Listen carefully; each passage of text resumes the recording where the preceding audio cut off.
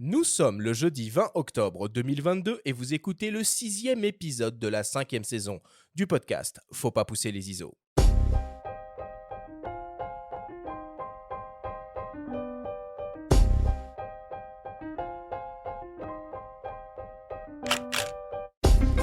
Bienvenue sur Faut pas pousser les ISO, le podcast hebdo pour tous les passionnés de photos et de vidéos. Je suis Arthur Azoulay et j'anime cette émission avec mon ami, le journaliste Benjamin Favier. Cette semaine, nous allons découvrir un métier méconnu en lien étroit avec la photographie. Il s'agit du métier d'iconographe qui intervient de différentes manières dans plusieurs univers travaillant avec la photographie. La presse, l'édition, les agences d'images et les institutions. Nous recevons pour l'occasion le photographe Wilfried Estève, fondateur et directeur de l'agence Hans Lucas, qui a une longue expérience comme iconographe pour de grands médias français. Cette émission est présentée par MPB, la première plateforme mondiale d'achat, de vente et d'échange de kits photos et vidéos d'occasion.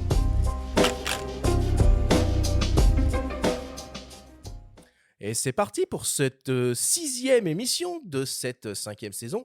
Bonjour Benjamin, comment vas-tu ce matin ? Salut Arthur, écoute, ça va super, hein. Moi je suis ravi qu'on fasse une émission sur ce très beau métier, comme tu l'as dit à juste titre, méconnu. Méconnu, très méconnu, Ouais. ouais. Moi en tant que fervent adepte de la presse papier, amoureux de la presse papier, j'ai hâte qu'on écoute notre prolifique invité, Mais qui a oui, plein de choses on à nous a, dire, je pense.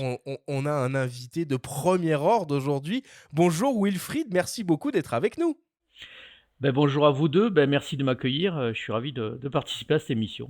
Bon, c'est super. On est très content en tout cas de t'avoir avec nous. Alors Wilfried, si tu le veux bien, je vais quand même te présenter à nos Oula, auditeurs. challenge, hein. Ah ouais, non, mais c'est ça. C'est-à-dire que ça fait maintenant 5 saisons qu'on fait des petites présentations comme ça et la tienne a été particulièrement compliquée à réaliser dans la mesure où tu as une carrière absolument dingue et extraordinaire.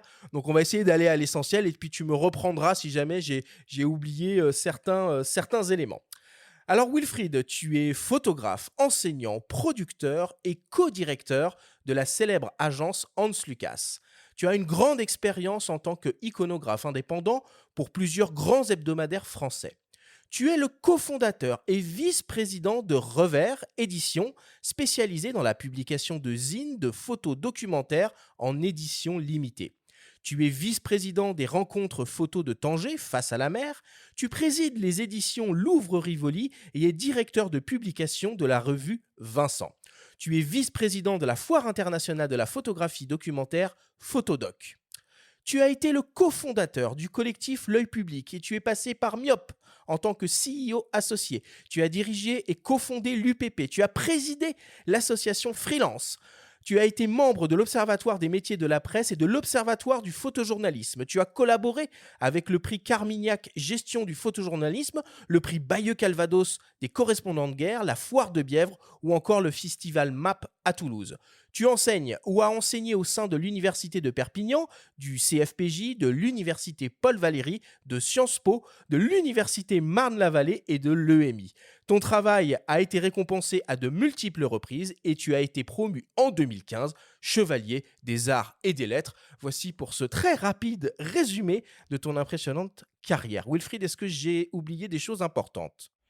Alors, non, tout y est. J'ai failli m'enfoncer dans mon fauteuil à entendre tout ça parce que c'est vrai que non, mais c'est vrai que quand on est, moi je suis quelqu'un qui est parti dans les organisations professionnelles, dans pas mal de choses périphériques à la photographie parce que je suis assez curieux de nature et du coup, ça peut donner ce genre de parcours. Je suis pas, enfin, il y en a d'autres en France, mais c'est vrai que c'est un métier. On n'a pas parlé de l'iconographie parce que j'ai bossé un petit peu plus de 5 ans en tant qu'iconographe. C'est des métiers qui permettent beaucoup de choses en périphérie pour les amoureux de l'image, enfin que je suis et que nous sommes. C'est quand même un régal. Et l'iconographie, de toute façon, on va en reparler en long en large. C'est peut-être pour ça qu'on n'a pas non plus retracé Ouais, tout développer ton parcours ouais. d'intégralité. Et par contre, non, il y a d'autres sujets qu'on aborderait avec toi très volontiers dans une future émission, mais la photo documentaire notamment, parce que là aussi, tu as beaucoup de choses à dire, je pense. Ben oui, la photographie documentaire, c'est un genre, à la fois connu des professionnels, mais qui a eu des peines à se faire reconnaître en France, ça vient des États-Unis, c'est vrai qu'on a œuvré, à plusieurs, sur la reconnaissance de la photographie documentaire. Aujourd'hui, c'est un petit peu assimilé avec les long term projets, mais cette vision, elle est super intéressante de la photographie. Et on vous invite à réécouter l'émission qu'on avait fait à ce sujet Exactement, ouais. avec Jean-Christophe Béchet, dans laquelle tu étais intervenu, Wilfried, Mmh. au travers d'une petite capsule. Dis-moi, Wilfried, chevalier des arts et des lettres en 2015, c'est un peu trop la classe, ça. Comment on fait pour être chevalier des arts et des lettres?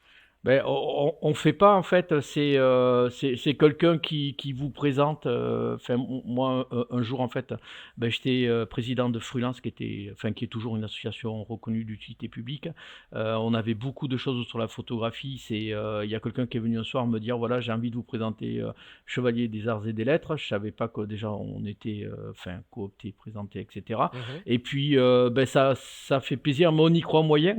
Parce que bon, quelqu'un qui à la fin d'une soirée vient vous voir, c'est une soirée à la Scam, en vous disant ça, ben super, merci, à la prochaine, on a envie de dire. Mais et puis un jour, j'ai reçu un papier, une sorte de reconnaissance du ministère de la Culture, signé par la ministre de la Culture, m'indiquant que j'étais bien chevalier des arts et des lettres.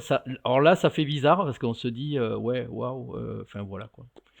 Voilà, voilà. Classe, classe, C'est le classe, fruit classe. du hasard, un petit Bon, peu, quoi. il y a pas Certainement, beaucoup certainement. de hasard dans tout ça. OK. Au cours de cette émission, nous aurons également le plaisir d'entendre les témoignages de Olivier Brianceau, le directeur général de la SAIF, Société des auteurs des arts visuels et de l'image fixe, de Émilie Rouy, rédactrice photo pour le journal Libération, et enfin de Sébastien Tournardre de l'AFP. Voilà pour les présentations de cette émission. On démarre comme d'habitude avec le Flash Actu.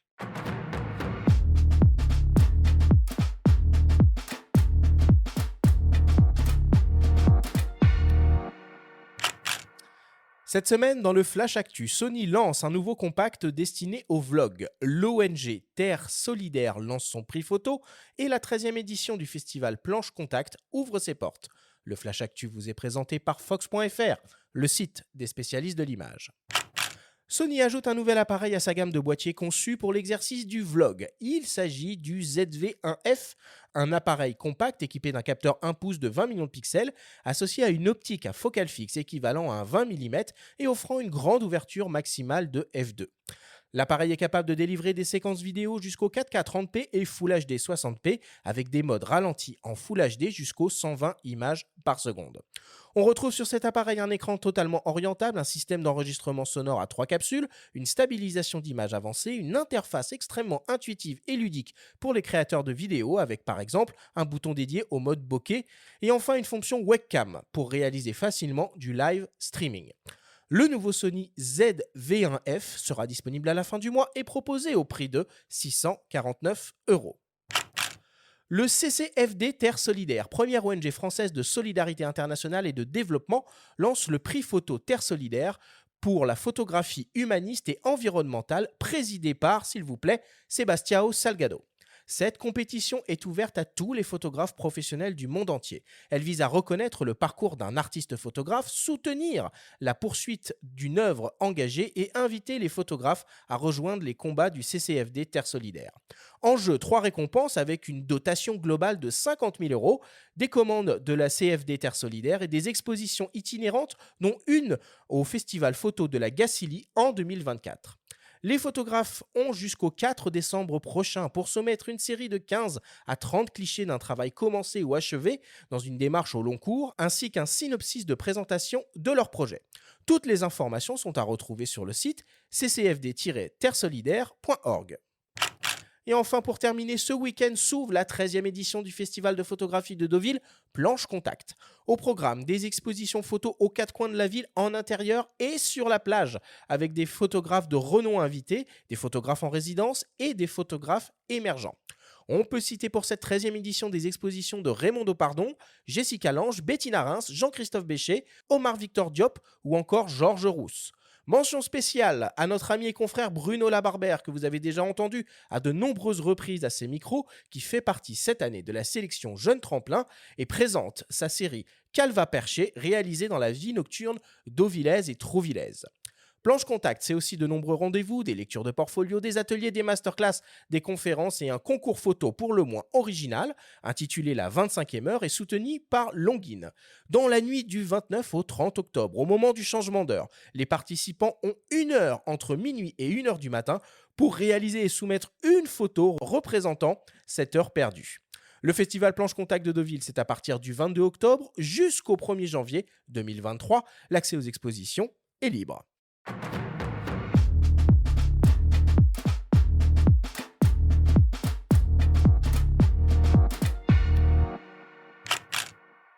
Voilà pour l'actualité cette semaine. Le calme avant la tempête, niveau nouveauté boîtier. Je pense qu'il y aura beaucoup de choses qui vont arriver incessamment sous peu.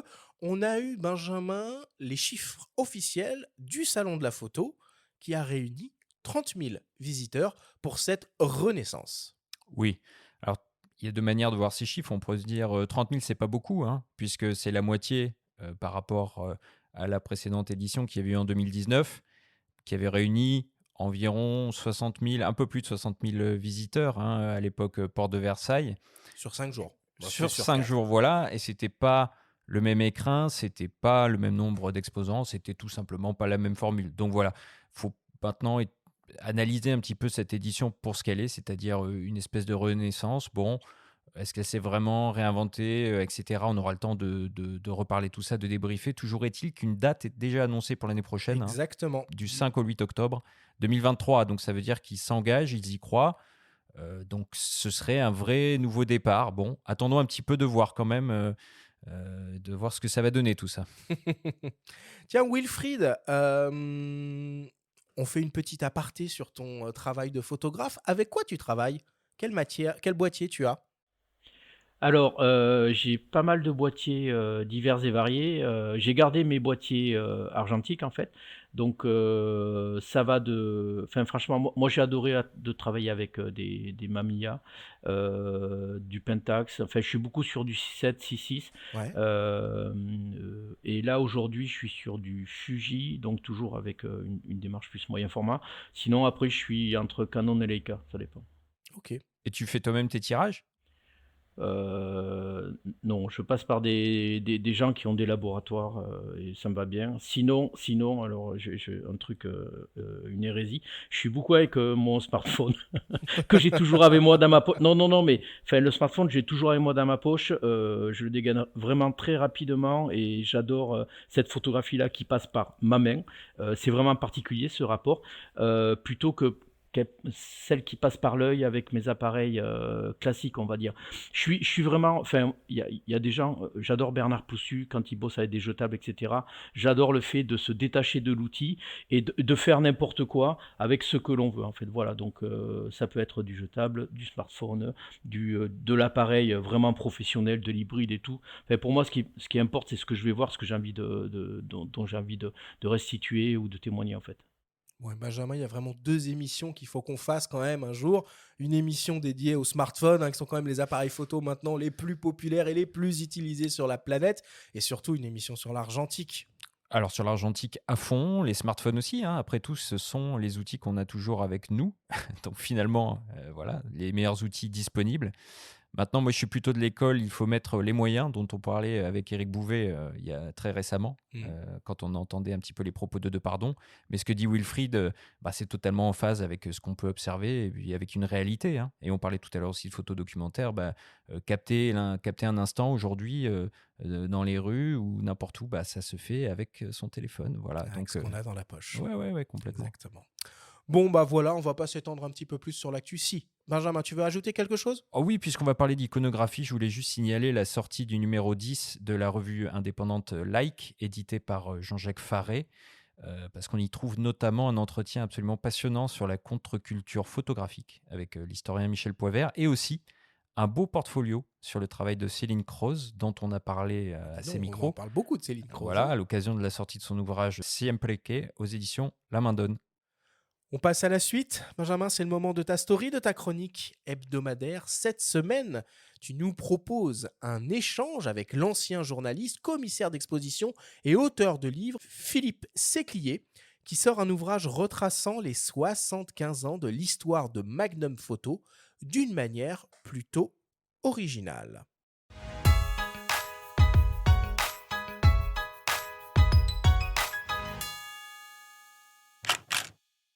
Philippe Séclier, bonjour. Bonjour. Vous sortez un livre aux éditions, donc à l'atelier EXB, Magnum Photo 75 ans.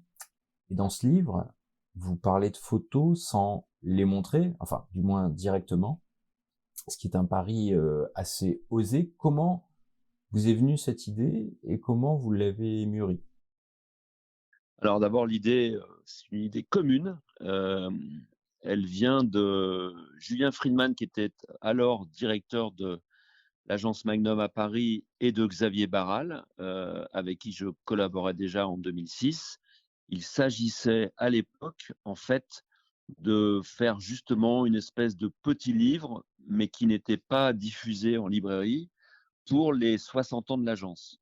L'idée, c'était donc effectivement de raconter une histoire par année et au moins une par membre de l'agence. Je dis bien membre, c'est-à-dire que, vous le savez, à Magnum, on est d'abord nominé, on est ensuite associé au bout de 2 ans et au bout de 2 ans supplémentaires, on devient membre. Donc l'idée, c'était depuis 1947, à l'époque, jusqu'à 2007, de raconter un peu les petites histoires de la grande histoire du XXe siècle, évidemment, et de celle de Magnum. Donc voilà, le principe du livre, il est là, avec, en termes de maquette, ce qu'avait fait Xavier, qui était vraiment une idée géniale, c'est-à-dire qu'effectivement, on ne montre aucune photo, on parle des histoires, des photographes sans montrer de photos, mais la nouveauté avec ce livre qui est diffusé enfin en librairie, c'est que justement, on propose au début et à la fin du livre, sous la forme d'un dépliant, la photo qui correspond à chaque histoire. On voit en effet donc ces photos sur ce qu'on appelle les pages de garde, hein, qui sont les pages de C'est couverture. ça. On peut les déplier et du coup, par année, on peut les identifier par rapport au texte qu'on a lu. Alors les connaisseurs, hein, ou les gens qui ont déjà vu ces photos, parce que beaucoup d'entre elles sont évidemment connues, pourront d'eux-mêmes remettre les noms sur ces photos-là. Je trouve quand même que c'est très audacieux aussi de votre part, et je me demande comment vous avez réussi à avoir l'accord de Magnum pour ne pas mettre directement les copyrights, parce que on touche un peu au sacro-saint là de la photographie quand on touche aux photos de l'agence Magnum. Ça leur a pas posé de problème. Alors on précise aussi qu'il y a les légendes et les copyrights plus loin, mais c'est une sorte, tout cela est un petit peu morcelé. Oui, mais c'est une façon aussi de dire que cette agence, c'est d'abord un collectif. Certes, chaque photographe a le droit de s'exprimer comme il le veut, et l'histoire de Magnum est remplie d'histoires où chacun essaye à un moment voilà, de se mettre en valeur, c'est normal. C'est un travail personnel, mais c'est avant tout aussi un travail collectif, l'histoire de cette agence. Et donc, il n'y a pas eu de problème pour obtenir de la part des photographes. Et d'ailleurs, je peux le préciser aussi, tous les photographes vivants, malheureusement, il y en a un certain nombre qui sont décédés, mais tous les photographes vivants ont validé à chaque fois les choix qui ont été effectués, entre autres, par moi. Et à l'aune de tous ces textes, de ces images d'ailleurs, comment est-ce que vous définiriez le rôle et la fonction de Magnum depuis 47 et sa création, son évolution au travers des décennies jusqu'à aujourd'hui? Alors plutôt que de rôle, effectivement, je parlerais d'évolution. On peut, en gros, pour schématiser, classer, ces 75 ans en 4 périodes. La première période, c'est la construction, avec, autour des photographes historiques, hein. L'agence, vous le savez, a été créée par, Capa, Roger Cartier-Bresson, ainsi que 2 autres personnes qui sont évidemment moins importantes, Van Divert et puis, Maria Essner. Mais en gros, voilà, Capa, Roger, Cartier-Bresson sont là, rejoints très vite par, des photographes comme Bischoff, comme Ernst Haas. Ça, c'est la partie historique, c'est la construction. Ensuite, je dirais qu'il y a une période d'extension. On fait appel à d'autres photographes, qui, viennent, grossir finalement l'agence. Cette période peut aller en gros jusqu'à, on va dire 70-80, hein. Là, il n'y a pas encore, en tout cas dans les années 50-60, il n'y a pas encore la télévision. Donc, l'agence Magnum est l'une des plus réputées au monde, si ce n'est la plus réputée, avec les signatures qu'elle a. Et donc, tout roule. Après, ça devient un peu plus compliqué. Il y a des problèmes financiers d'ailleurs qui vont subvenir parce que la télévision est là et c'est une grosse concurrence. L'évolution va venir et va provoquer, et ça c'est la troisième période, on va dire, elle va provoquer à partir des années 80-90 un peu de tension, un peu de scission aussi. Un exemple, bah, c'est l'arrivée, et on en parle de ce livre évidemment, c'est l'arrivée qui a fait débat de Martine Parr. C'est Ah l'arrivée oui. des coloristes, si vous voulez, Ouais. pour simplifier. Et notamment, l'un d'entre eux qui est le plus clivant, c'est Martine Parr. Au niveau français, quelqu'un comme Raymond Depardon qui vient du reportage, qui vient de Gamma, qui rentre à Magnum en 78, avec sa correspondance new-yorkaise, avec son livre Notes, va provoquer aussi des débats. Et puis la quatrième période qui court, on va dire, depuis fin 90-2000, c'est une période d'expansion. Et quand je dis d'expansion, je pense surtout à une expansion géographique. C'est cette diversité qui fait encore la force de Magnum, même si évidemment, il faut le souligner, voilà, la difficulté maintenant pour les agences face à la télévision, mais pas seulement, face aussi à la gratuité d'Internet et face aux difficultés de la presse, également liées au manque de publicité, fait que bah, c'est très difficile maintenant pour l'agence de vivre, de survivre. Et cette diversité est une force qu'il faut aussi souligner en 2022. Voilà, il n'y a pas que l'histoire politique, il n'y a pas que l'histoire géopolitique, il y a aussi l'histoire, le privé, l'histoire personnelle que peuvent parfois raconter avec force les photographes de Magnum. Bah, c'est un beau résumé de ce qu'est Magnum, ou de ce qu'a été et ce qui est toujours Magnum en 2022. Merci beaucoup, Philippe Séclier, de nous avoir accordé ce temps. Merci à vous.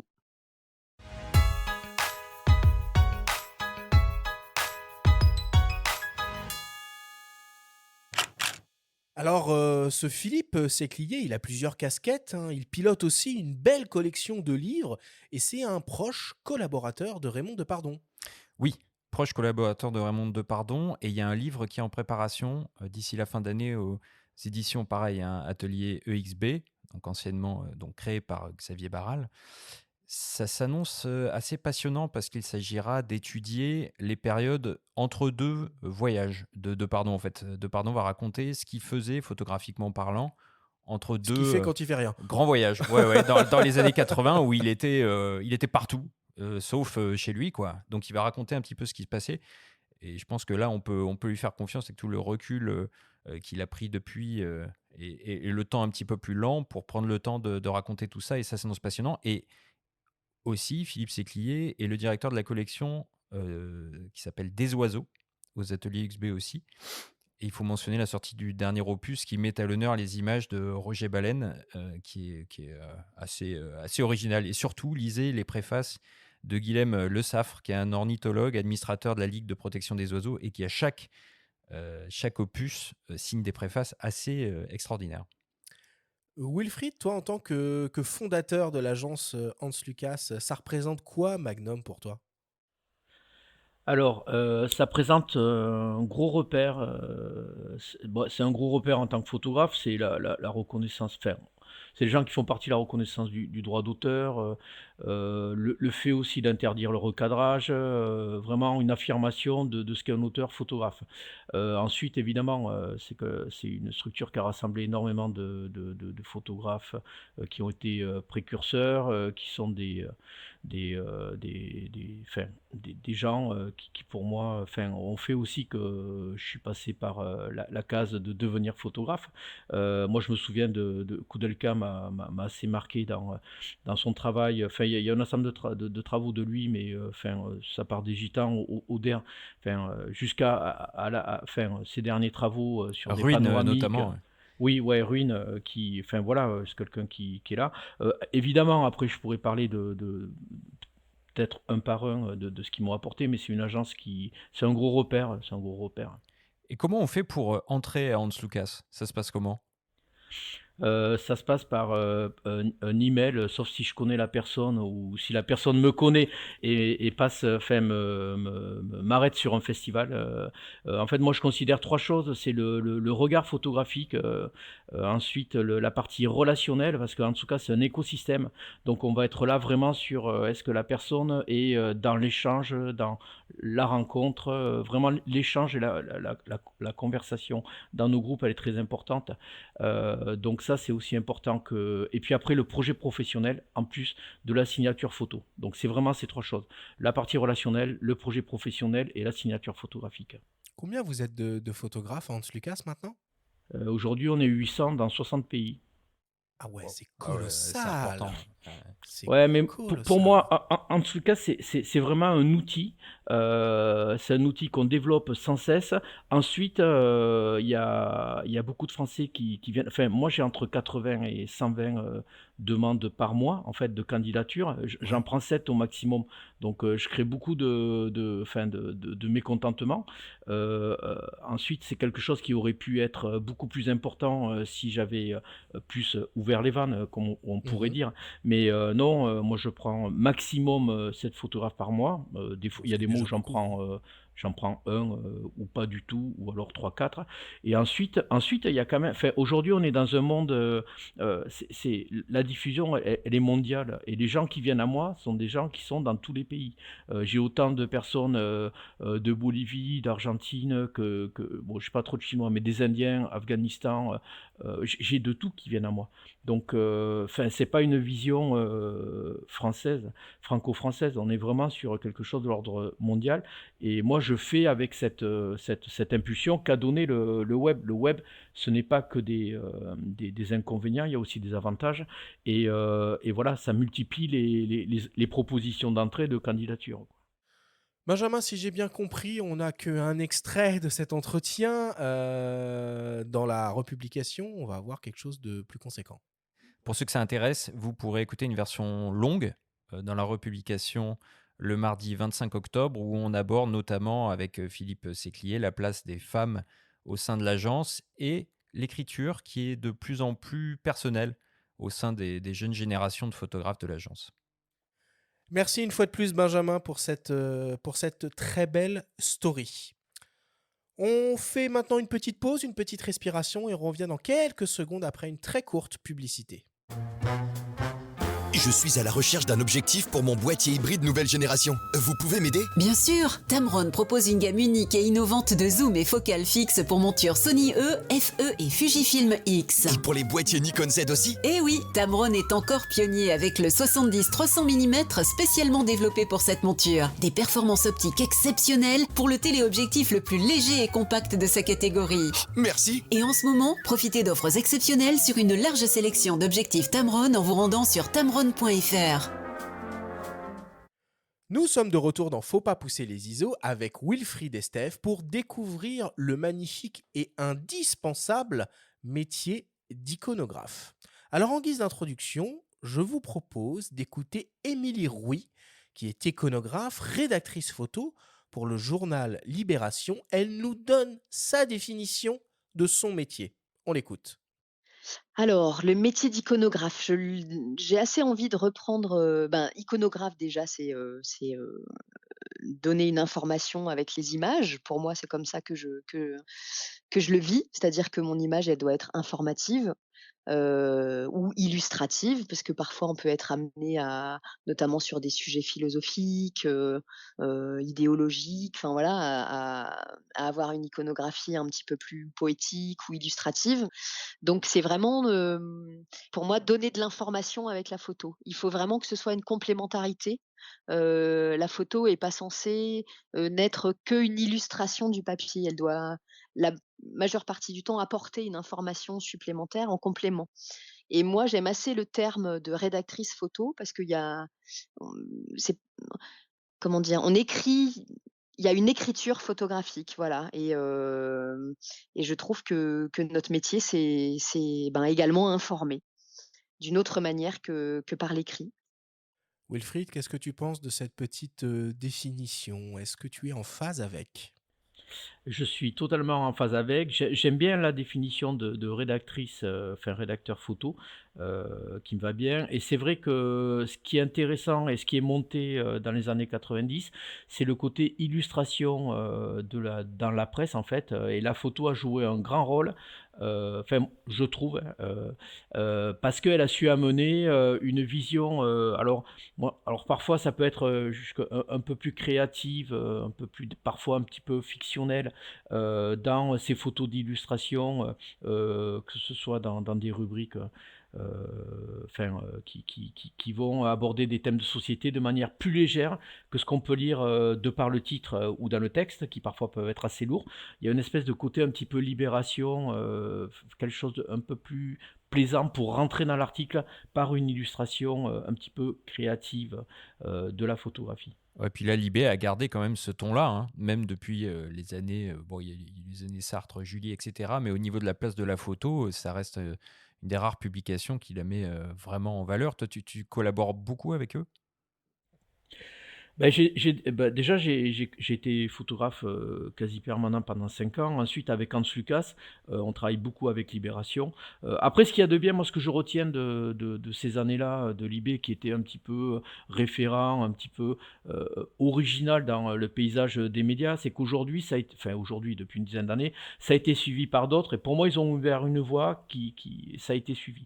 Ça, c'est important. Et c'est très bien qu'ils étaient là et qu'ils continuent à faire un métier dans lequel on est sur de la photographie beaucoup plus osée. Ils osent parfois même un petit peu à revoir leur maquette, ce qui est assez rare, pour la photo. Et ça, c'est bien.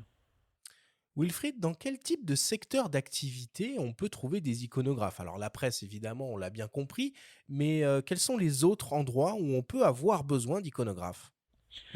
Euh, alors, enfin, moi j'aime bien travailler avec les maisons d'édition, par exemple, sur les unes, enfin les couvertures de livres, de romans, évidemment les médias. Après, ça peut aller jusqu'à des institutions culturelles, des agences de publicité. On parle d'acheteuses ou d'acheteurs d'art. Mais avant, il y a toute une logique dans cette chaîne de la photo, de l'image.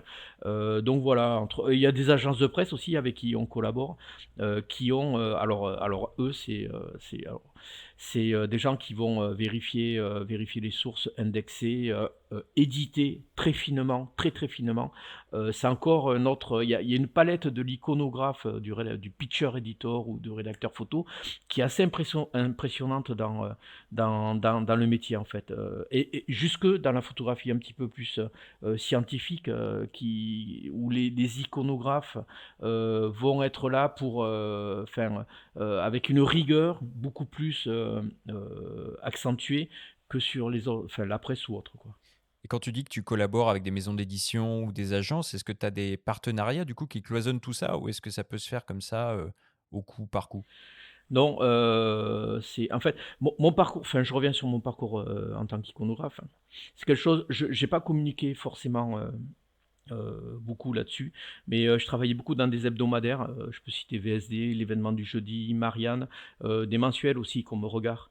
Ça a pris 5 ans de ma vie. C'est très prenant. J'adore travailler en équipe avec des DA, des rédacteurs en chef, des chefs de rubrique. C'est quelque chose d'extraordinaire. Ensuite, dans le cadre d'Antsukas, c'est pas compliqué. On a 1400 clients. Les clients, c'est divers et variés. Ça va sur du média, enfin en français à l'international, la maison d'édition, enfin l'ONG, etc. Et moi, je suis en rapport avec des iconographes ou des gens qui sont dans le service photo. Ils me contactent, ils souhaitent voir notre fond photo et faire des recherches à l'intérieur avec des mots-clés. Mais ça, on en reparlera un petit peu plus tard. Et donc, ils me font des messages. Et voilà, c'est très riche comme partie du métier, parce que on travaille, il y a une équipe derrière qui est beaucoup plus visible que lorsqu'on travaille avec un photographe tout seul, qui est quand même seul, très individuel sur le terrain. Quand on est sur la partie iconographe et client, on sent direct moi je peux me retrouver en lien avec 3-4 personnes sur un même échange pour avoir une vision un petit peu plus fine de la demande photo. Iconographe, c'est globalement plutôt un métier de salarié ou un métier de freelance indépendant? Globalement, moi, je suis dans la presse depuis 96. Du coup, on est globalement sur des gens salariés. Moi, c'est ce que j'ai connu dans le plus long de ma carrière.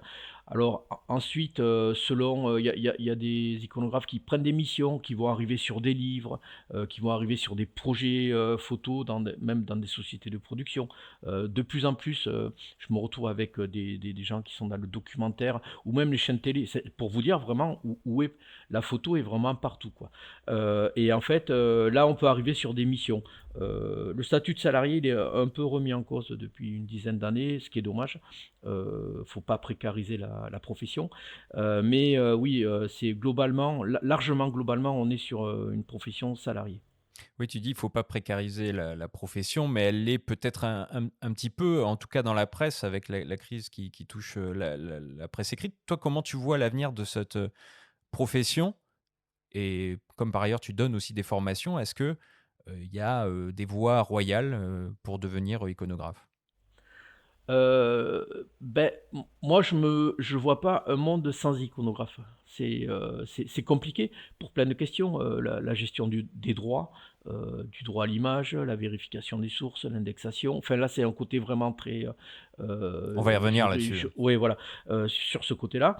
Ensuite, l'iconographe, elle a quand même. Alors, ça, c'est quelque chose que je pourrais reprocher sur un petit peu les jeunes générations.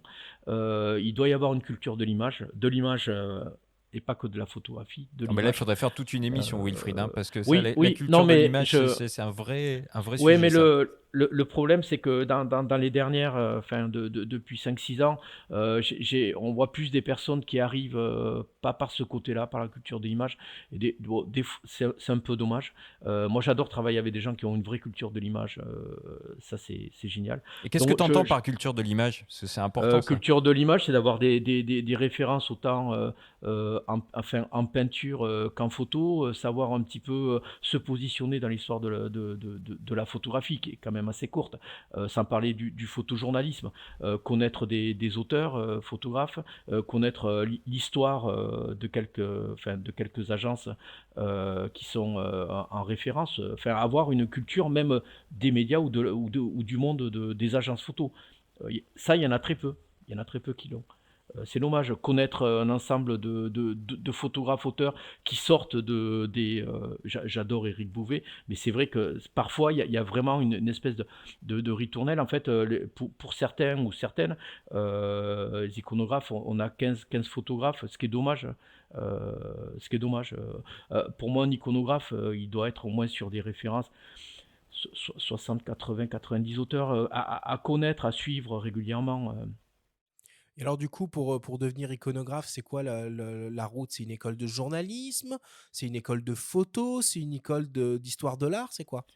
Ça peut être une école d'histoire de l'art qui peut être bien. Ça peut être une école de journalisme qui va former différemment la chaîne de l'information, qui va être plus dans des repères métiers de recherche dans des agences, des structures, des portails, etc.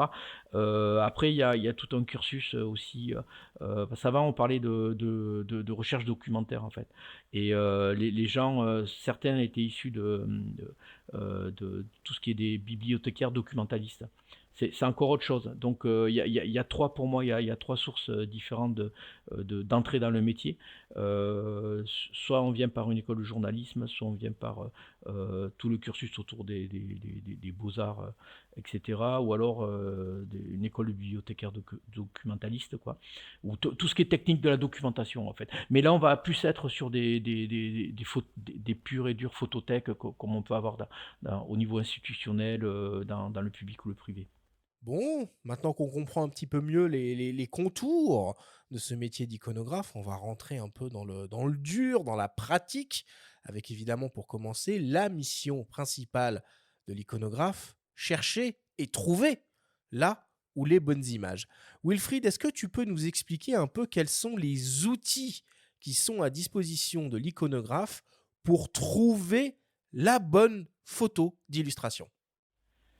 Alors, principalement, enfin, il y a un avant, il y a un après. Il y a un avant, enfin moi quand j'étais au niveau des services photo, j'appelais XY agences. Je peux appeler jusqu'à une 15 vingtaine d'agences pour les consulter à travers le téléphone. J'avais une autre iconographe en face qui m'expliquait ce qu'elle avait par rapport à ma demande. Et elle m'envoyait des diapos, des planches diapos. Et à partir de là, en fait, je recevais des planches diapos dans les 2 heures et on faisait un choix. Depuis les années 2000, en fait, on est sur des sites des moteurs de recherche en fait, qui sont en ligne, donc depuis un ordinateur sur Internet. Et là, on peut brasser des fonds qui ont des millions et des millions de photos en ligne dans les moteurs de recherche. Ça, c'est à la fois très bien parce que ça a ouvert un tour d'horizon qui est génial, sauf qu'il faut savoir manier les mots-clés, comment dirais-je, le contexte de la photographie et c'est là où quand on a en plus une culture sur les photographes, etc., on peut affiner les choses, on peut commencer à repérer des photographes dans leur traitement de l'information, mais toujours avec cette recherche par mots-clés, aller sur des résultats de recherche qui vont nous faire progresser, etc. Ça veut dire quoi, Wilfried? Pardon, je t'interromps, mais concrètement, je sais pas, il y a un séisme au Japon, dans une localité précise. Enfin, comment tu vas fonctionner Alors, par mots-clés? alors déjà là, j'irai plutôt sur des agences filaires, entre guillemets. C'est du hard news, c'est-à-dire de l'actualité chaude. On va aller sur, il y a Reuters, AP, Associated Press, ou l'AFP, alors sur le Japon, ils sont là, mais ils sont peut-être moins. Alors là, c'est un cas de figure compliqué, le Japon. Tu lui as Bah ouais, donné le, parce que tu as un le décalage horaire. contre-exemple. Bah oui, parce que, non, Ouais. mais parce qu'il y a un décalage horaire à gérer aussi, quoi. Ouais, oui, tout à fait, ouais. Non, mais là, j'irai sur des filaires d'emblée, en fait, sans trop réfléchir. Donc, AP, Reuters, AFP, pour chercher une information chaude, entre guillemets, voilà, qui n'est pas encore arrivée sur les agences généralistes, comme peut l'être en Lucas et d'autres, hein. Donc là, Wilfried, tu as évoqué donc, les grandes agences filaires pour l'actualité chaude, mais il y a aussi donc, les agences peut-être un peu plus généralistes, dont certaines sont très connues du grand public, hein. Je pense par exemple à Getty Images, à Shutterstock ou des choses comme ça, qui sont vraiment des bases de données absolument incroyables de photographie, d'illustration. Il y a aussi des agences spécialisées qu'on connaît moins. Pixpalace ou Agence Online, c'est quoi ces structures? Alors les deux que tu viens de citer, Pixpalace et Agence Online, c'est plus des portails en fait qui regroupent des agences. On va retrouver à l'intérieur de Pixpalace 50, 60 agences qui sont sur la France principalement. Et voilà, c'est un portail de structure. Agence Online, c'est la même chose. Getty, c'est encore autre chose. C'est un fonds qui est assez conséquent, qui existe depuis un moment et qui a racheté d'autres fonds en plus. Donc là, c'est un fonds qui est assez, enfin, c'est compliqué de passer à côté quand on travaille en tant qu'iconographe. Et à quel moment, parce que là on parle de ces agences-là, ou ces portails qui sont moins connus, à quel moment tu es sûr de la fiabilité ou d'une source, d'une image? Tant que je vais le chercher sur ces portails-là, j'en suis sûr. Parce que c'est des professionnels. Donc, déjà, il y a tout un process au niveau du flow des photos qui sont intégrés. Je vais parler dans tout cas ce que je connais bien, mais aussi de Pixpalace qui refuse des fichiers lorsqu'ils sont mal indexés ou pas totalement indexés dans des champs, en fait.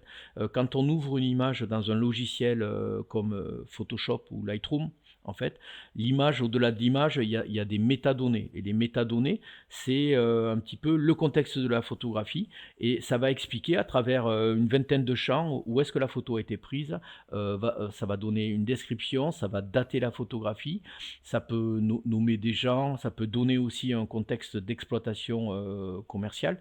Et en fait, tout ça, c'est dans les métadonnées. Une photo sans métadonnées, c'est extrêmement dangereux parce que c'est des fake news. On peut faire dire n'importe quoi à une photo. Quand on est chez des professionnels comme une agence reconnue, il n'y a pas de problème parce que une photo ne peut pas ne pas avoir de métadonnées, c'est impossible. Donc on est pour en revenir à cet environnement-là, on est en sécurité au niveau d'information, parce qu'on sait que tout est vérifié, qu'il n'y a pas de problème, tout est bien indexé, et qu'on va pouvoir trouver, on va pouvoir sourcer la photographie, entre guillemets, connaître le contexte, et ça a été fait par des professionnels. Wilfried, comment ça se passe concrètement avec les rédacteurs? Alors, bon, évidemment, quand il faut des photographies pour un sujet d'actualité parfaitement identifié, on comprend assez bien. Mais par exemple, pour illustrer des sujets un peu plus abstraits, imaginons un rédacteur te contacte et te dise, voilà, je fais un dossier sur la grande démission. En France, j'ai besoin de 6 illustrations. Comment ça se passe avec lui pour aller chercher les bonnes choses? Alors, avec un rédacteur photo qui m'amène sur ce type de sujet, un petit peu plus, on va dire, une illustration créative, m moi je connais bien mes photographes, du coup je vais l'orienter directement vers certaines écritures, qui vont un petit peu se jouer de la réalité, dans la mesure où elles vont montrer des choses soit invisibles ou suggérer, des sentiments. C'est compliqué, hein, suggérer des sentiments, et cetera. Donc il y a des gens qui se sont fait une spécialité dans plein d'agences, sur un petit peu une photographie, dite «créative» entre guillemets.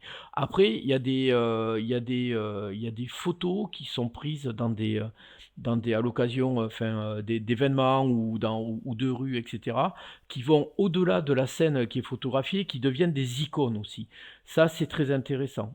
Mais alors ça suppose de bien connaître le fond photographique, parce que c'est pas en tapant des mots-clés que cette photo-là, elle va remonter. C'est là où la culture, en fait, du métier, en fait, du métier ou que moi je peux avoir avec les photographes de l'agence est très importante. La force d'un iconographe, Wilfried, c'est en fait son carnet d'adresses. Alors ça joue énormément son carnet d'adresses, de savoir, enfin je revenais tout à l'heure au fait que, aujourd'hui moi je regrettais que certaines iconos qui arrivent un petit peu jeunes dans le métier n'aient pas un carnet d'adresses, une culture on va dire. Le carnet d'adresses, elles vont se le faire. Mais aujourd'hui le carnet d'adresses ou la culture, certes il y a des festivals, il y a des livres, il y a beaucoup de choses. Ensuite, il y a les réseaux sociaux. Quand on arrive sur Instagram, pour moi aujourd'hui, une iconographe doit être curieuse sur ces réseaux sociaux-là, se jouer avec les mêmes logiques que sur un moteur de recherche photo pour trouver des photographes. Il y a des gens qui le font très bien, pour trouver des photographes dans cet énorme fond photographique qu'est Instagram. Sauf que on arrive sur des personnes et ça, c'est super intéressant. Il y a l'éducation, la culture des iconographes, il y a aussi celle des clients et des gens. Une photo, c'est pas gratuit. Enfin, il faut souvent le rappeler. Donc, il faut du budget aussi pour les iconographes. C'est quoi un bon budget à l'heure actuelle? Et ça nécessite quand même de mettre des moyens là aussi, hein. Ben, disons que, un bon budget, enfin nous, il y a des barèmes qui sont en vigueur dans la profession. Donc nous, on se contente de respecter les barèmes, qui sont donnés, à titre indicatif. Une photo, c'est pas compliqué, c'est selon l'utilisation qui est faite. Alors si, on va prendre, un cas, qui est assez facile à comprendre, c'est le print, c'est-à-dire les médias papier. Mmh.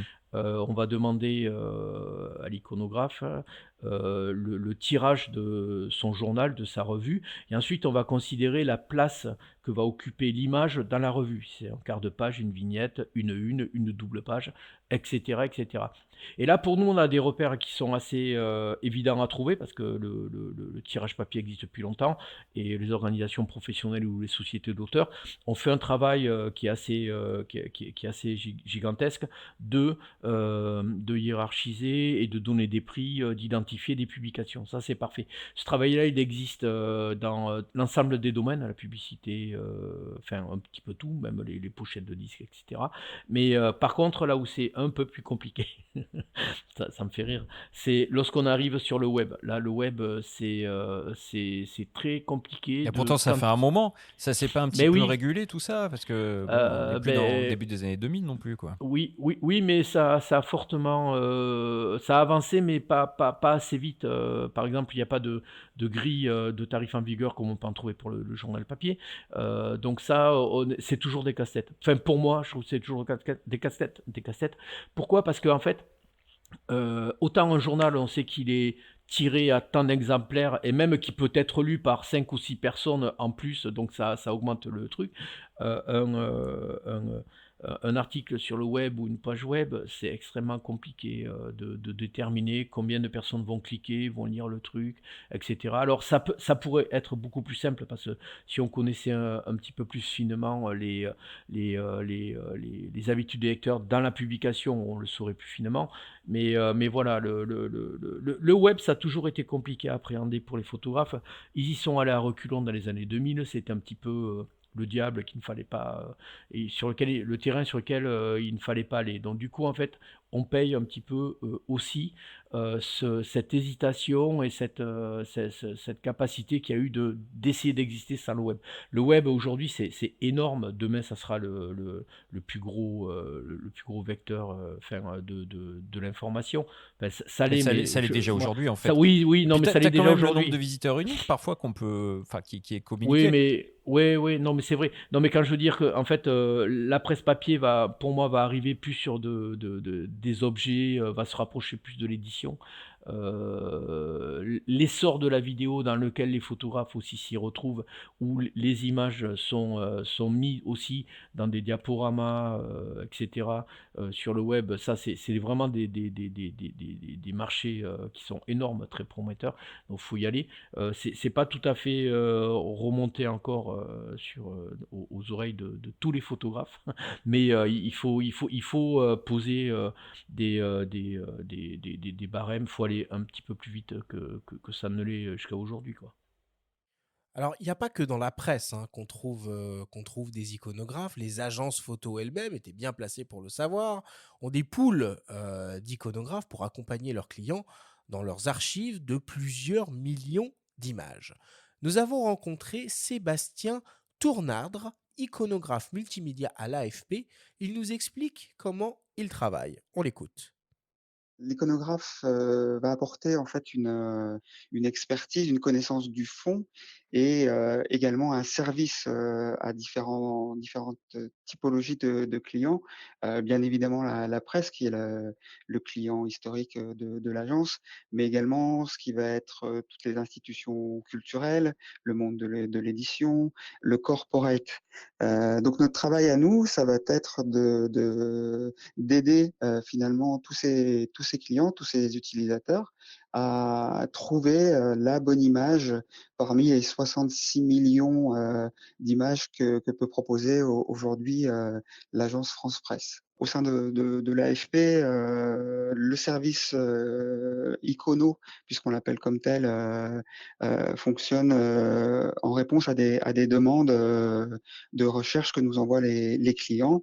Donc c'est à nous dans le délai imparti de pouvoir effectuer nos recherches sur la base de données de l'AFP pour pouvoir répondre du mieux possible à ces demandes.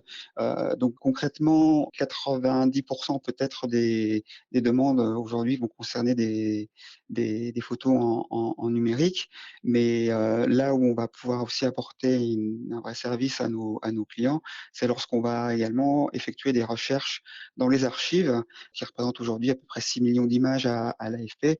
On va donc faire des recherches sur les supports argentiques en dur, et puis ensuite faire appel à notre service de laboratoire numérique pour numériser toutes ces archives et proposer des images que le client n'aurait pas pu trouver lui-même s'il avait fait la démarche de chercher sur le site de l'AFP.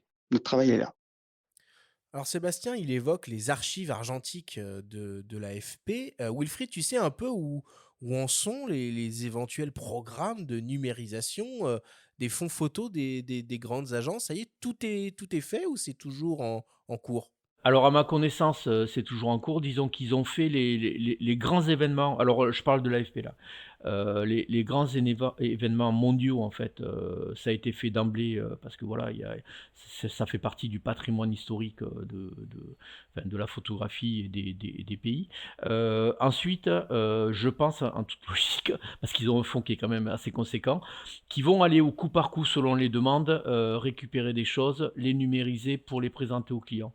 Et c'est ça qui va un petit peu débloquer la numérisation parce que, c'est des fonds qui sont quand même assez colossaux. Ça Ça représente des représente, budgets et stratosphériques en plus, voilà, quoi. ça représente des budgets qui sont assez conséquents et donc pour moi, c'est la demande du client, ou alors le projet interne de l'AFP qui va conditionner le fait qu'il va être numérisé, puis rentrer un petit peu dans toute la chaîne, indexé et cetera, pour arriver dans le moteur de recherche. Parce que, et puis au bout d'un moment, c'est compliqué parce que la numérisation, ça nécessite le fait de revenir sur une collection. Et au bout d'un moment, c'est OK, c'est quoi les priorités? Qu'est-ce qu'on fait en premier, selon quels critères, etc. Donc voilà, je pense que ce qui est bien en fait dans cette logique-là que nous venons d'entendre, c'est qu'il y a un icono qui connaît l'ensemble du fond. Donc lui, il va savoir que quelque chose n'a pas été numérisé, mais que c'est quelque chose qui va répondre à la demande du client. Ouais, Et qui existe, quoi. à partir de là, en fait, il va faire l'effort d'aller tout rechercher, de présenter, de numériser, etc. Ça, je trouve que c'est une bonne attitude. Après, évidemment, c'est des fonds qui sont énormes, donc ils sont obligés de hiérarchiser les priorités, quoi. Et là, on parle d'archivage et tout à l'heure, on parlait de la problématique de l'utilisation d'images et du web. Est-ce que ça veut dire que de toute manière, tu vas quand même envoyer des images en haute définition, même pour du web, pour que l'image elle soit aussi stockée à sa meilleure def possible en fait? Effectivement, on envoie il y a des minimums, à avoir en termes de standards. Alors chez nous, on travaille beaucoup pour la presse. Chez nous, le minimum, c'est une double page. C'est vraiment le minimum parce que parfois, il y a des doubles pages qui sont un petit peu croppées, donc on rentre dedans, légèrement. Donc du coup, on demande un format qui est supérieur. Donc à minima, nous, on est sur du 30-40 centimètres en fait, en 300 dpi. Mais évidemment, une photo qui est pris dans notre fond, mais qui arrive sur une utilisation publicitaire, on est à la ramasse, parce que les fichiers doivent être transmis en des définitions beaucoup plus conséquentes. Mais le minimum, en fait, pour nous, ça va être ce 30-40, une espèce de double sur lequel on va pouvoir travailler, quoi.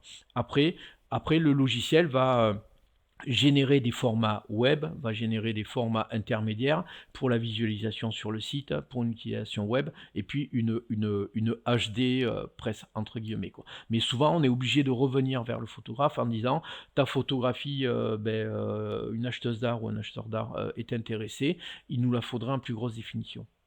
Alors, dans certains cas, l'iconographe n'arrive pas, tout simplement, à trouver l'image, la bonne image dont il a besoin. Et à ce moment-là, du coup, il change de stratégie et va décider donc de produire l'image dont il a besoin.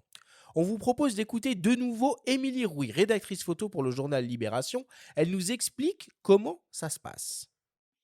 Alors quand on décide de produire une image, c'est, dans un premier temps qu'on a fait notamment, on a été regarder sur, les agences filaires, avec lesquelles on a des abonnements. Donc, pour l'actu, c'est, Reuters, AP, AFP majoritairement. Quand sur ces agences filaires, qui diffusent en direct, on trouve pas ce qu'il nous faut, on a toujours moyen d'aller sur leur site parce que parfois il y a des archives, où toutes les photos, dont ils disposent ne sont pas diffusées sur les filaires, hein.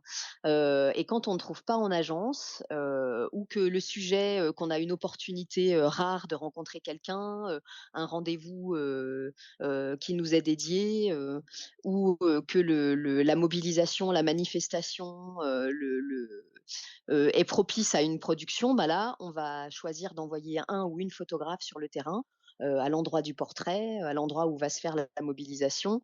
Aussi parce qu'on considère que le moment est historique et qu'il est bon d'avoir des archives, maison, des archives avec une écriture libé. Parce qu'on a, tout un staff de photographes avec lesquels on travaille, auxquels on essaye d'être fidèles et qui font l'écriture, tellement spécifique de Libération. Je travaille donc, sur la partie chaude pour ce quotidien. Tous les jours, il y a des sujets qui vont tomber, alors que ce soit dans la rubrique internationale, la rubrique société, la rubrique, France économie. Moi, pour ma part, je suis sur la rubrique société, donc ça va autant de l'environnement aux droits des femmes, aux droits des LGBTQIA, le sport, voilà. C'est une rubrique, assez large, hein, et tous les jours, il y a donc des sujets qui sont prévus en amont pour le print. En général, on le sait la veille, en milieu d'après-midi. Et pour le web, ça peut être, au fur et à mesure de la journée en fonction de l'actualité évidemment. Nous, la règle à Libération, qui tend à être, modifiée avec l'accélération des choses sur internet, c'est qu'on produit majoritairement quand il y a une publication dans le quotidien papier, donc ce qu'on appelle le print. Là, quand on nous assure que le sujet va faire une double page ou un temps fort de 3 ou 4 pages ou mieux encore l'événement, à savoir la une et les 3 à 5 ou 6 pages, d'ouverture du journal, là, on va s'efforcer de produire. Ouais, du coup, Wilfried, si on comprend bien, en tant que photographe, faut être dans les petits papiers des rédacteurs et des rédactrices photo pour taffer? En fait, Émilie l'évoque, il y a quelque chose qui a été assez primordial dans les médias, c'est que les médias, enfin surtout les quotidiens, on est passé du print et au bout d'un moment, en fait, on a mis en avant le web, en fait. Donc, et là, pour le coup, les photographes ont vraiment du mal à suivre sur le web. Sur le print, on sait tous à peu près les heures de bouclage, etc. Sur le web, ça tourne tout le temps. Un photographe, il est vite mis face à un mur, il est pas assez rapide qu'une agence filaire, ça c'est clair. Donc pour le coup, ils ont eu la bonne idée de maintenir les commandes pour les indépendants. Oui, les commandes pour les indépendants. Alors, il y a deux types de commandes.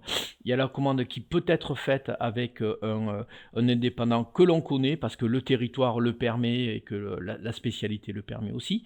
Ça, c'est très bien. Du coup, on rentre dans comme tu dis, on connaît l'iconographe, dans les petits papiers d'iconographe. Alors ça, c'est normal, hein. On arrive, une iconographe, elle va rarement faire travailler quelqu'un qu'elle ne connaît pas, en qui elle a confiance. Elle a quand même cette responsabilité-là par rapport à la rédaction, c'est son choix qu'elle doit assumer. C'est-à-dire, c'est pas possible qu'elle se plante en faisant travailler quelqu'un. Donc, évidemment, cette personne-là doit être dans les petits papiers de l'iconographe. Il doit y avoir une relation, déjà, l'iconographe doit être en confiance. Ensuite, il y a le deuxième cas de figure sur lequel, et là, on n'est plus dans les petits papiers forcément, c'est l'iconographe, elle a une commande à faire qui tombe dans un coin un petit peu reculé de France. Alors là, il y a petit papier ou pas petit papier. Ouais, c'est celui qui peut qui va, quoi. C'est celui qui est le plus proche qui va y aller parce que on est obligé de se confronter à ça. Mais ça reste le cadre d'une commande. Et là-dedans, en fait, souvent les iconographes, alors là, ils m'appellent. En fait, moi, j'interviens vraiment sur la partie diffusion et production qui reste quand même assez conséquente. Les iconographes m'appellent, on regarde, elles me demandent, c'est là où c'est pareil, connaître le fond photo ou ces photographes, c'est super important. Elles me demandent, voilà, j'ai ça à faire dans tel territoire, c'est tel domaine, il y a plusieurs écritures en photo. Moi, mon truc, c'est de créer la bonne relation et d'être sur le bon casting. C'est-à-dire, je vais pas envoyer un photographe dont c'est pas la spécialité sur un casse-tête sur lequel ça va mal se passer. Donc, Mais ça veut dire, pardon de te couper, Wilfried, mais ça veut dire qu'il faut que tu sois tout le temps en production finalement pour être vu ou pour espérer être appelé. Parce qu'ils vont t'appeler parce que tu as Non. une patte, parce que Hans Oui. Lucas a une patte, mais il faut aussi que tu sois tout le temps en flux tendu presque quelque part. Non, il faut que tu aies alors pour le coup, nous on appelle ça les espaces membres, en fait, que ton espace membre ou ton site web, en fait, ait un minimum que tu aies un ou deux ou trois portfolios sur du portrait, du reportage ou une autre spécialité selon la production du photographe. Si le photographe, il a pas ça sur une page web, pour moi, c'est pas un photographe professionnel ou c'est pas un photographe en capacité d'assumer une commande. Il est obligé d'avoir un minimum de production à mener. Ensuite, l'iconographe, elle arrive, et puis l'iconographe, ce qu'il faut, c'est juste la rassurer, se dire, ok, ce photographe-là est en capacité de travailler dans le cadre d'une commande, ce que ne font pas tous les photographes, il y a des photographes qui détestent ça, donc d'une commande, elle voit à peu près un résultat qu'elle recherche, elle sait que la personne peut le faire, et à partir de là, elle dit, ok, on va le contacter, et là, on rentre dans le cadre d'une commande. Mais faut rappeler la responsabilité de l'iconographe quand tu mets quelqu'un en commande, elle ne doit pas se planter. Ouais. Mais du coup, ça ressemble à quoi le brief d'un ou d'une icono? Tu sais exactement le nombre d'images que tu dois faire, tu connais Non. l'orientation, elles t'ont dit bon bah voilà, j'ai besoin d'espace en haut à droite parce qu'on va devoir mettre du texte. Ça ressemble à quoi? Alors, il y a ce que l'on sait déjà en tant que photographe. On sait que quand on part en commande, on doit revenir avec un editing serré. Je dis ça parce que les photographes, nous on se prend toujours la tête avec eux parce qu'ils couvrent, que ce soit une manif, n'importe quoi, ils reviennent avec des editings beaucoup trop larges.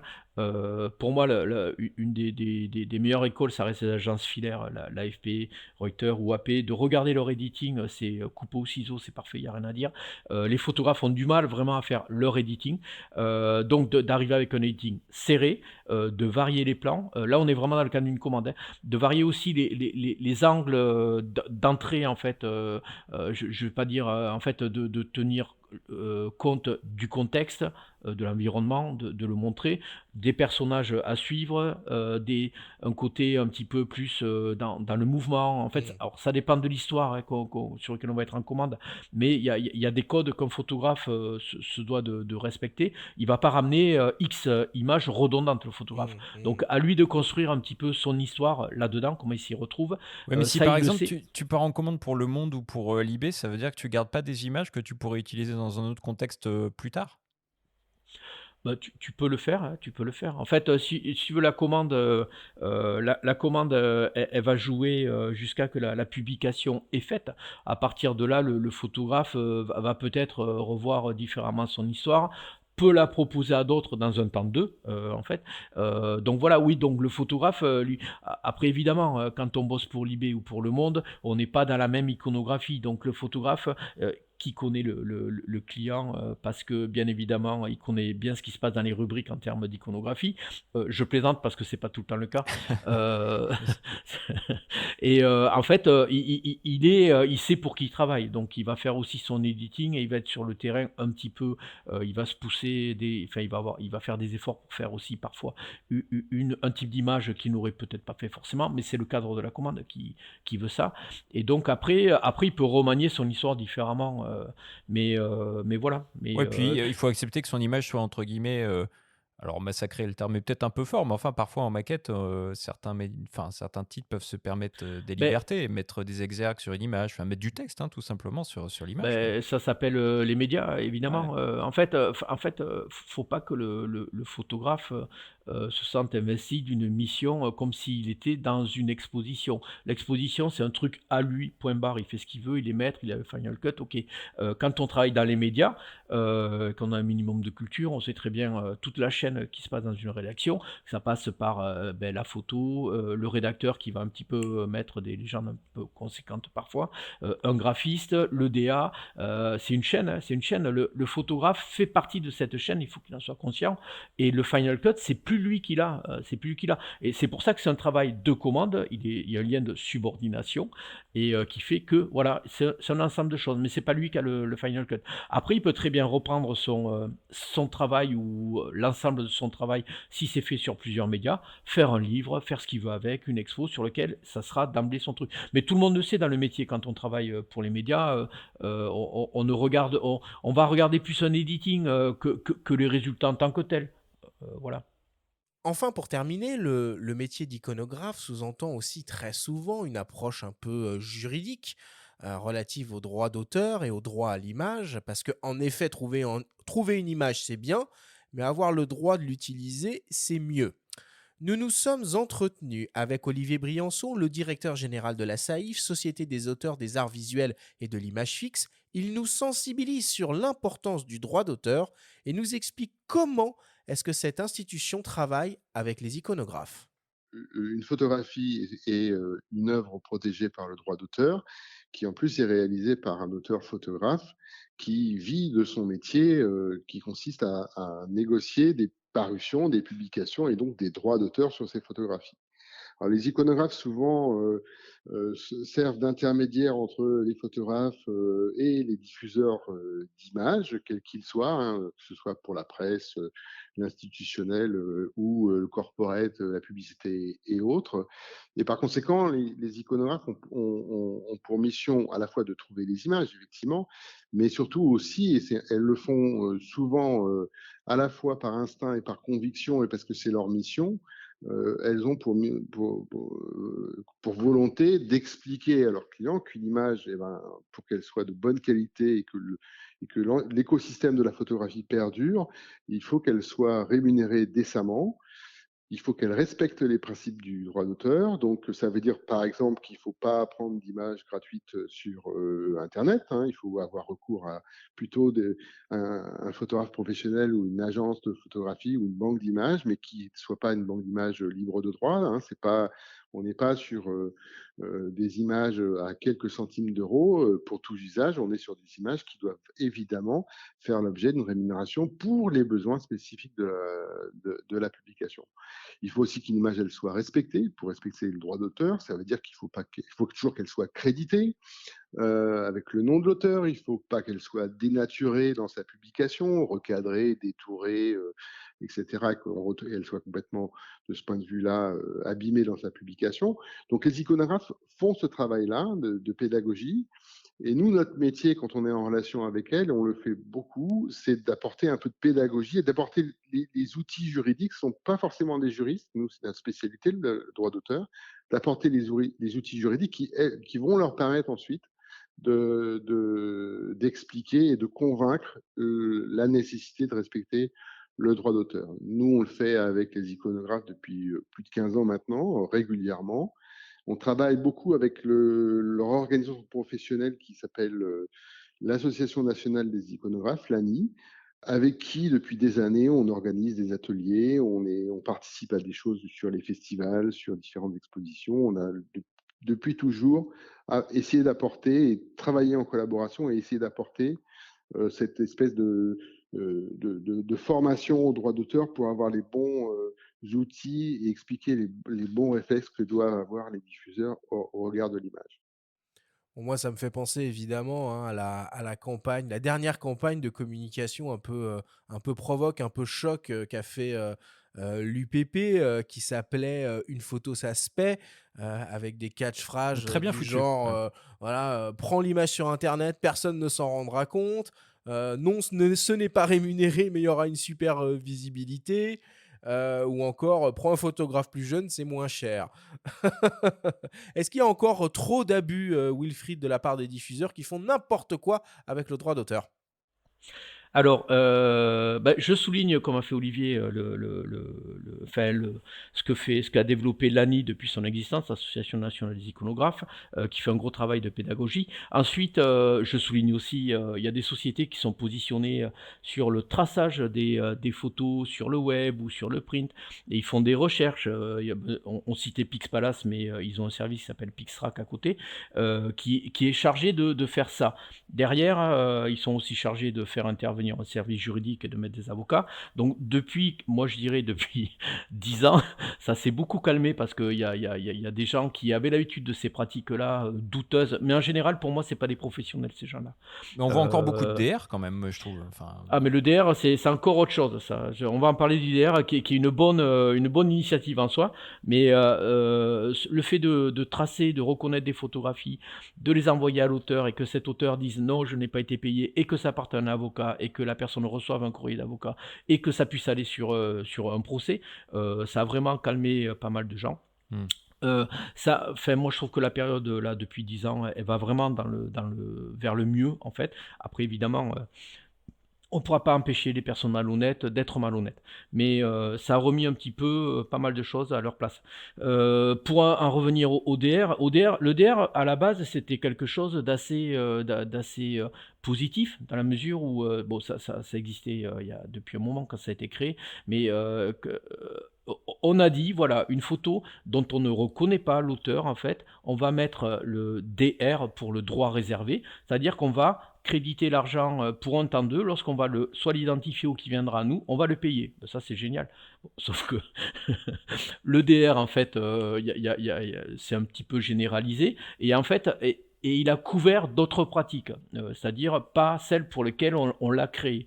C'est-à-dire qu'aujourd'hui, une photo dont on veut juridiquement dire, on peut ne pas la payer parce que la personne ne le souhaite pas ou XY raison, en fait, on va lui mettre l'appellation DR et ça va passer comme ça à l'as, entre guillemets. Mais à la base, le DR, c'était pas ça du tout et c'était plutôt une bonne initiative, quoi. Voilà, aujourd'hui, le DR couvre certaines choses qui sont un peu moins, un peu plus délicates, quoi.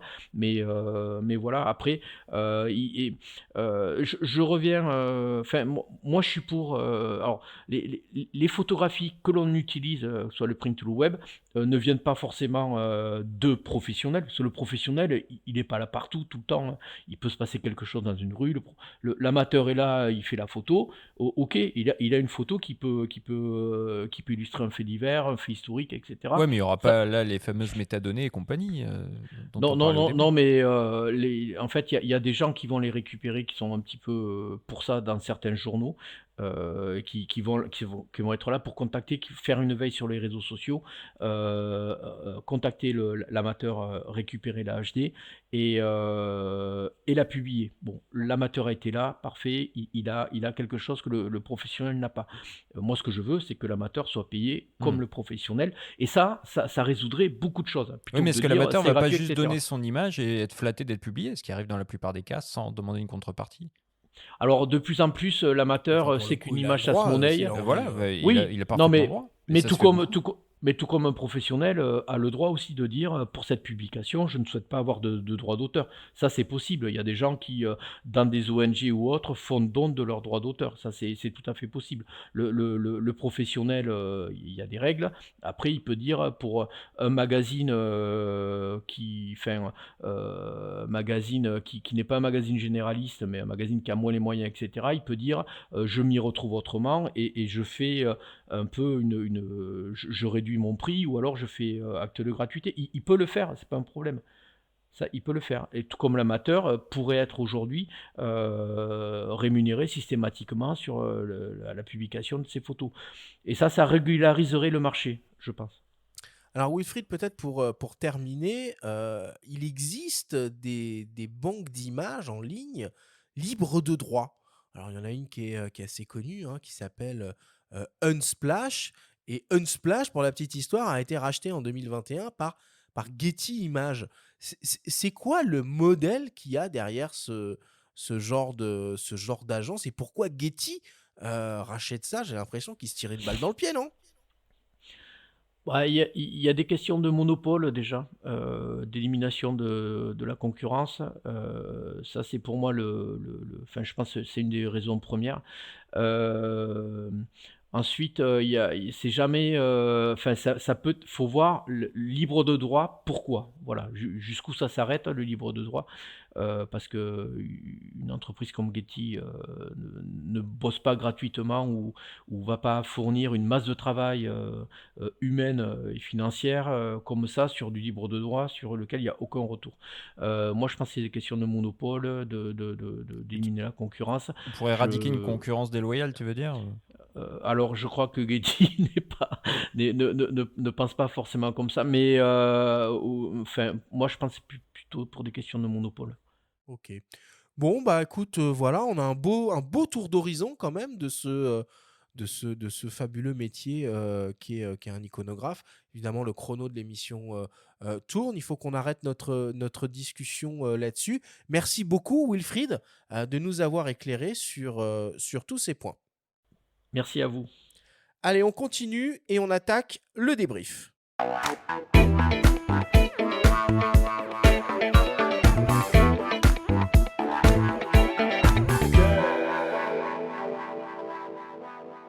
Nous sommes toujours avec Wilfried et Steph, c'est le moment du débrief pour synthétiser les informations importantes à retenir de notre grande discussion autour du métier d'iconographe. Wilfried, quelle est la définition de ce métier, iconographe? Alors, pour moi, c'est la personne qui va être chargée de retrouver une image, une photographie. Alors, je mets image exprès parce que parfois ça peut aller jusque de la peinture, mais une photographie pour soit illustrer, enfin oui, on va dire illustrer, un article, une couverture, une revue. Ça peut aller sur une exposition aussi. Ça, c'est un panel, un tour d'horizon qui est assez large dans le métier. Wilfried, dans quel type de secteur travaillent les iconographes? Alors, ben, ça va de l'agence de presse à la maison d'édition, aux médias, évidemment, un journal.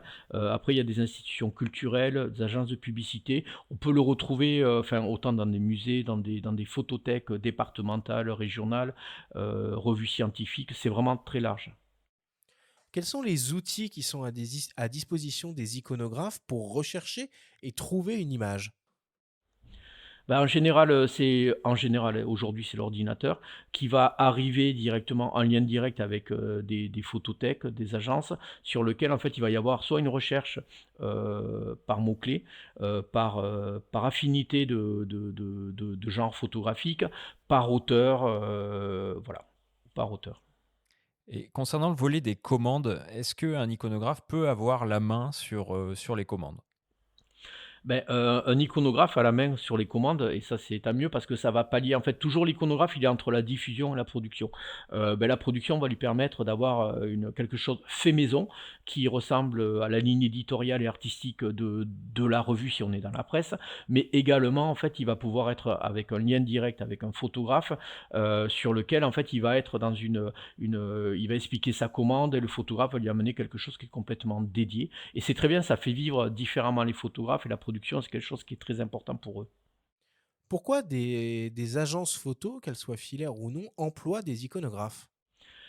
Je dirais il y a déjà la reconnaissance, de la source en fait, l'identification, d'une information, le fait de mettre l'information dans les métadonnées, pour les filaires j'entends, l'editing, et puis ensuite donc déjà c'est reconnaître un statut à l'image, on n'est pas sur de la fake news, c'est une image qui est conditionnée, qui est vérifiée, et les professionnels vont un petit peu, la «labelliser» entre guillemets. Ça va être accompagné d'informations, pures et dures. Voilà, ça c'est pour moi la principale, enfin la plus forte raison. Ensuite, évidemment, l'iconographe va être pour une raison commerciale, avec, souvent c'est pas les mêmes, enfin ça peut être les mêmes, mais parfois ça peut ne pas être les mêmes qui font, l'indexation et la relation client.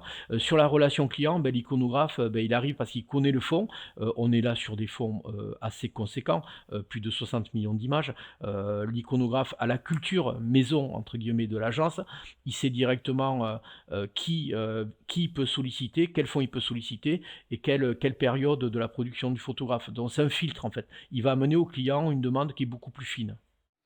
Et plusieurs fois au cours de cette émission, tu as souligné l'importance d'avoir une culture de l'image. Donc, est-ce que ça, c'est finalement pas un message à adresser aux plus jeunes qui souhaiteraient se lancer? Tout à fait. Ce que je regrette dans les iconos un petit peu plus jeunes là que je vois arriver, c'est, il y a peu de culture de l'image. Ça je regrette. Tout comme au niveau des photographes, il y a peu de culture des médias, c'est pareil. Et en fait, il faut absolument travailler parce que la culture de l'image, ça va amener, un élan enfin, on va être dans du qualitatif au niveau de vos résultats de recherche aussi, la manière dont vous allez orienter le client, vers quoi comment aussi les références que vous pouvez lui donner, en fait, tout bêtement. Donc c'est extrêmement important. Merci beaucoup Wilfried pour toutes tes explications.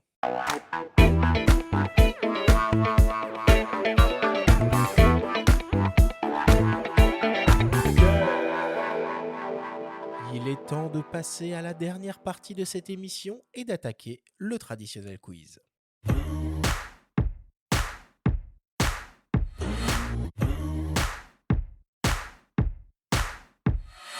Wilfried, le principe du quiz est très simple. Nous avons reçu des questions de la part de nos auditeurs qu'ils t'ont posées via notre compte Instagram en lien ou non avec le sujet de cette émission.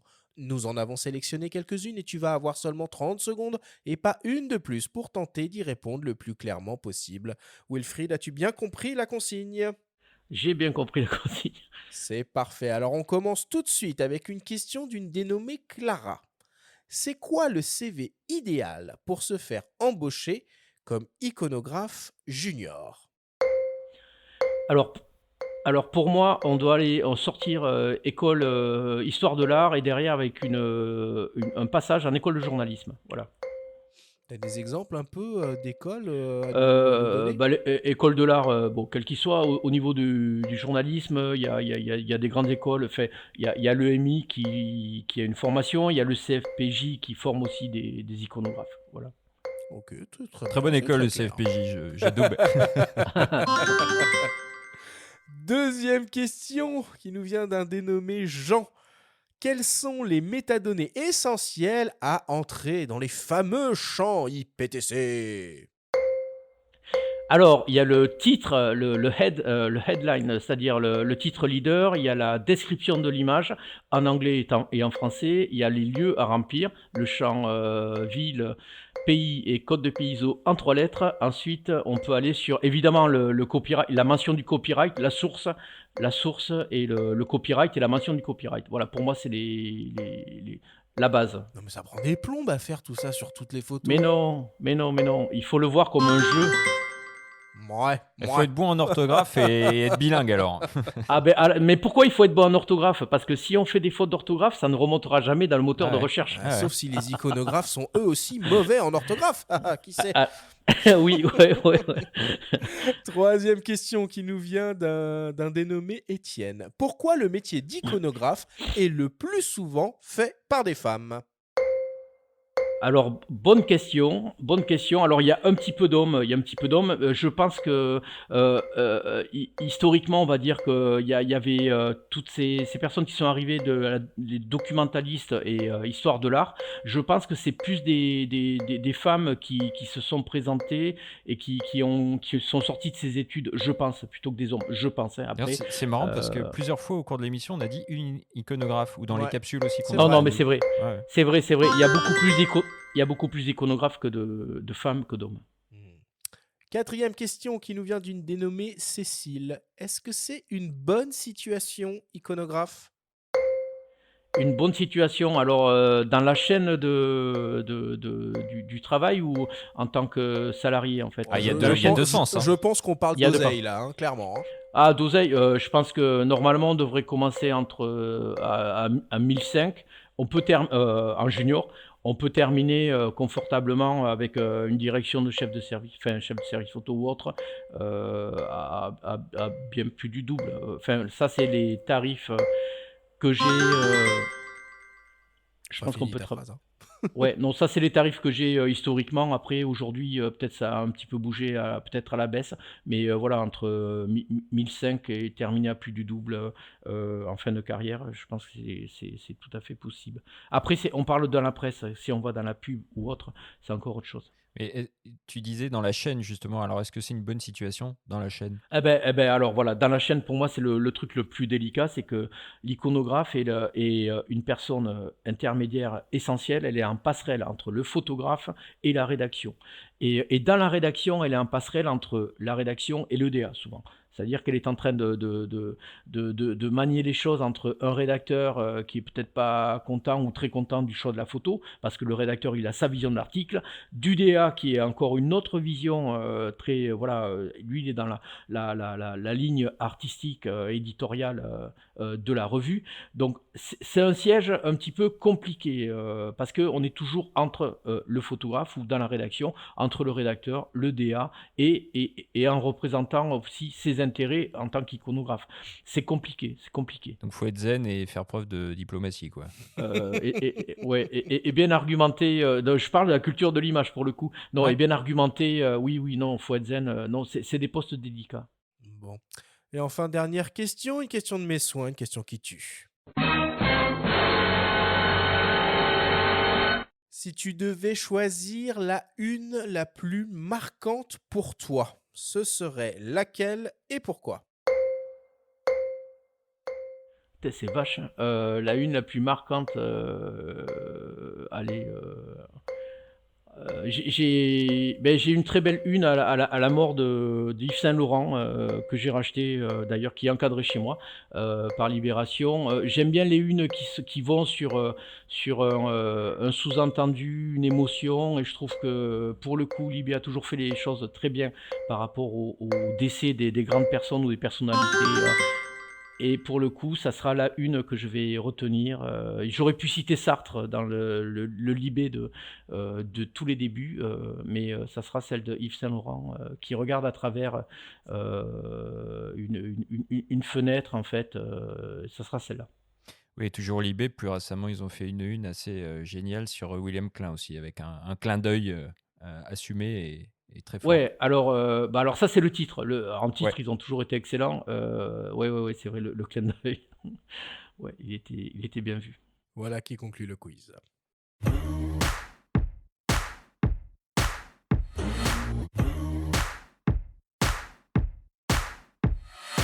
Nous voilà désormais à la fin de cette émission. Wilfried, c'était super de t'avoir avec nous à nos micros.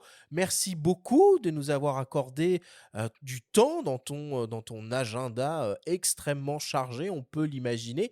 C'est quoi les actualités chaudes en ce qui te concerne en ce moment?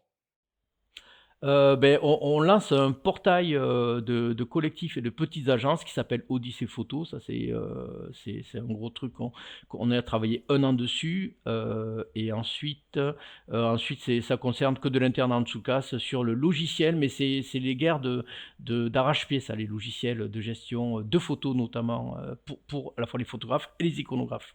Quoi, pour gérer les archives de Hansukas, entre autres Tout à fait, tout à fait. Ouais, tout à fait, tout à fait. En fait, on n'en a pas trop parlé, mais l'iconographe, elle doit gérer aussi les archives qu'elle a.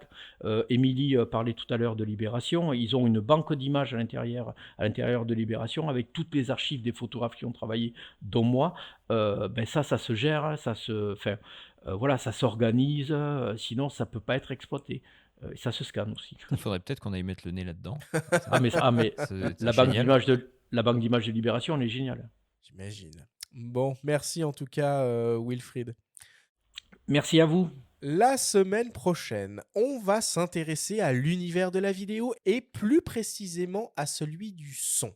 Nous allons découvrir toutes les solutions qui existent pour améliorer la qualité d'enregistrement sonore de vos vidéos et donner au son la place qu'il mérite dans vos productions.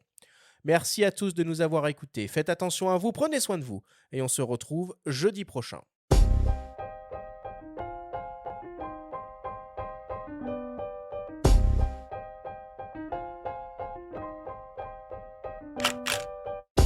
C'était Faut pas pousser les ISO, le podcast hebdo pour tous les passionnés de photos et de vidéos. Toutes les semaines, retrouvez Arthur Azoulay, Benjamin Favier et leurs invités pour parler de sujets matos, techniques et inspiration. Cette émission vous a été présentée par MPB, la première plateforme mondiale d'achat, de vente et d'échange de kits photos et vidéos d'occasion. Abonnez-vous à notre chaîne et retrouvez l'intégralité de nos émissions depuis toutes les plateformes comme Spotify, Apple Podcasts, Google Podcasts, Deezer, Amazon Music et YouTube. Si vous aimez notre podcast, n'hésitez pas à liker, à vous abonner et à nous laisser un petit commentaire. Rendez-vous jeudi prochain pour un nouvel épisode. D'ici là, faites de la photo et n'oubliez pas, faut pas pousser les ISO.